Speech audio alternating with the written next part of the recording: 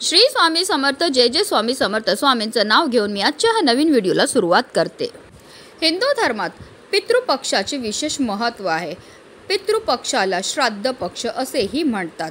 यंदा भाद्रपद महिन्यातील शुक्ल पक्षाच्या पौर्णिमेपासून म्हणजेच 7 सप्टेंबरपासून पितृपक्षाला सुरुवात होत आहे. तर पितृपक्ष अश्विन महिन्यातील कृष्ण पक्षाच्या अमावास्येपर्यंत असेल, म्हणजेच 21 सप्टेंबरला समाप्त होणार आहे. या दिवशी सर्व पितृ अमावास्या असणार आहे.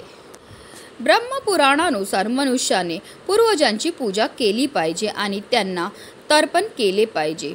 श्राद्धाद्वारे पूर्वजांचे ऋण फेडले जाते. पितृपक्षात श्राद्ध केल्याने पूर्वज आनंदी राहतात. पितृपक्षात पूर्वजांच्या आत्म्याच्या शांतीसाठी तर्पण किंवा पिंडदान केले जाते. पितृपक्षात मृत्यूच्या तारखेनुसार श्राद्ध केले जाते.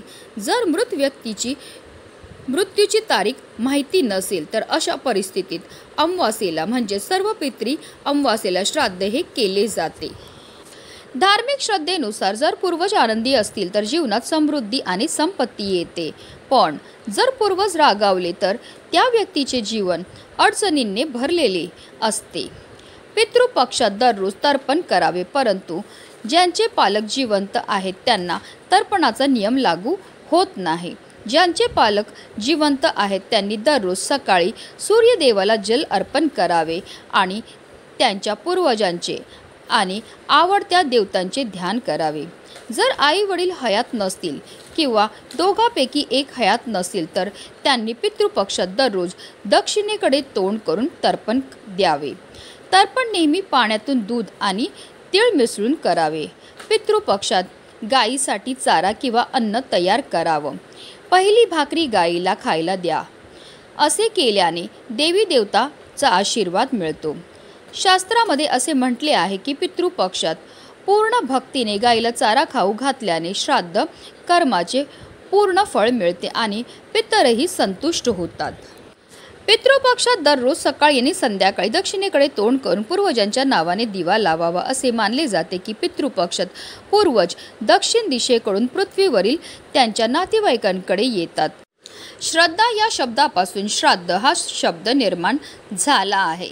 इहलोक सोडून गेलेल्या आपल्या वाडवडिलांना आपल्यासाठी जे काही केले त्याची परतफेड करणे अशक्य असते. त्यासाठी जे पूर्ण श्रद्धेने केले जाते ते श्राद्ध होय.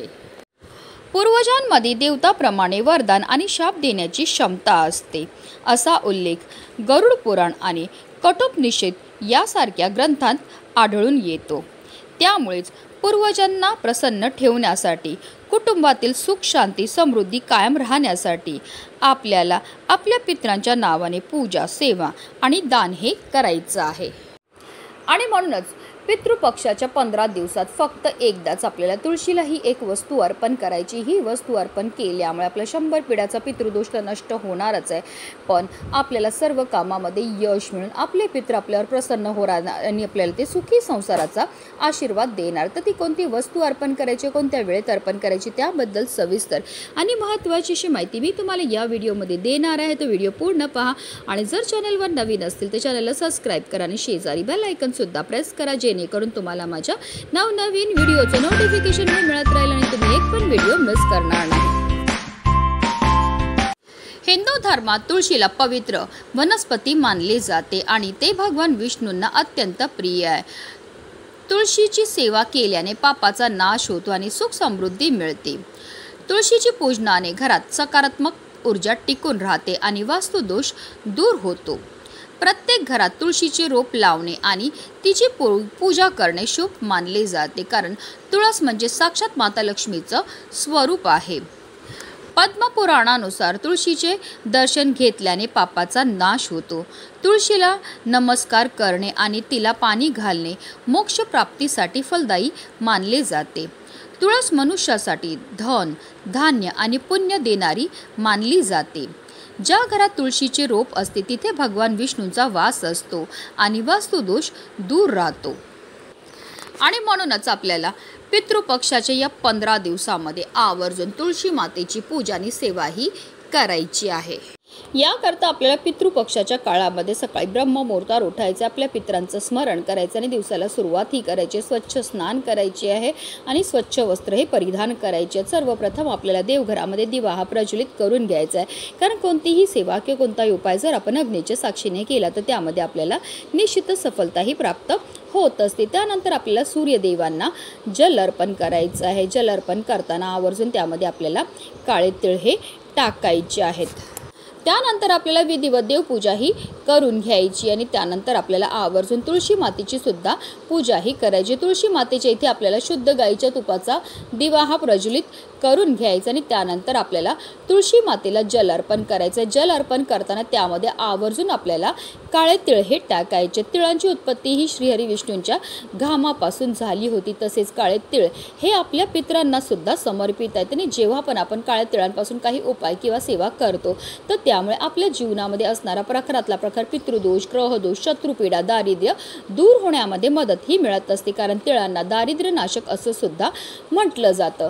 जेव्हा आपण ह्या पाण्यामध्ये तीळ टाकून पाणी तुळशीला अर्पण करणार आहेत तेव्हा आवर्जून आपल्याला ओम नमो भगवते वासुदेवाय नमः या प्रभावी मंत्राचा जप हा करायचा आहे.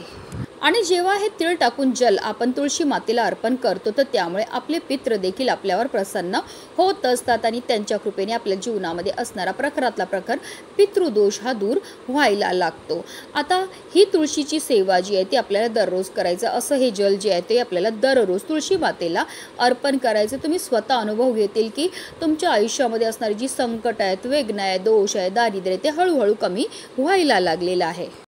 त्याचबरोबर आपल्याला अजून एक उपाय करायचा. हा उपाय करण्याकरता आपल्याला एक स्टीलची वाटी घ्यायची, त्यामध्ये आपल्याला थोडंसं गंगाजल टाकायचं आहे आणि अशी ही वाटी जी आहे ती आपल्याला तुळशी वृंदावनमध्ये तुळशीच्या मुळांजवळ ठेवायची आहे. आणि त्यानंतर जर तुम्हाला तुमच्या पितरांचं नाव माहिती असेल तर नाव घ्या, नाही माहिती असेल तर 21 वेळा आपल्याला ओम पितृदेवाय नमः या मंत्राचा जप करायचा. हात जोडून आपल्या पितरांचं स्मरण करायचं आणि आपल्याला बोलायचं की यापुढे आपल्याला त्यांचं कायम स्मरण राहील, आपल्याकडनं कधीही कोणत्याही प्रकारच्या चुका ह्या होणार नाही.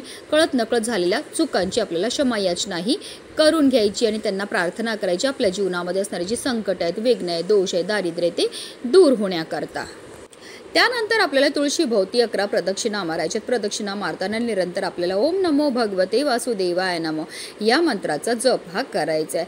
त्यानंतर जी आपण वाटीमध्ये गंगाजल ठेवले ती वाटी आपल्याला तिकडनं उचलायचं. त्याचबरोबर एक तुळशीचं आपल्याला पान घ्यायचं आणि या पानानेच आपल्याला ते गंगाजल जे ते आपल्या संपूर्ण घरामध्ये शिंपडायचं. त्याचबरोबर आपल्या घरामध्ये जेवढे पण सदस्य असतील त्या प्रत्येक सदस्यावर सुद्धा आपल्याला हे जल जे आहे ते शिंपडून घ्यायचं आहे. त्याचबरोबर जे उरलेलं जल आहे ते तुम्ही आपल्या घरातील प्रत्येक सदस्याच्या आंघोळीच्या पाण्यामध्ये सुद्धा टाकू शकतात. अशा रीतीने हा एक उपाय सुद्धा आपल्याला पितृपक्षामध्ये जर शक्य असेल तर दररोज करा. पितृपक्षामध्ये आपण जे पण पितृदोष दूर करण्याकरता उपाय करतात ते नेहमी कारगर ठरत असतात. म्हणूनच व्हिडिओ जास्तीत जास्त लोकांपर्यंत शेअर करा, जेणेकरून प्रत्येकाच्या आयुष्याचं कल्याण हो हीच मनामध्ये इच्छा. श्री स्वामी समर्थ. जय जय स्वामी समर्थ.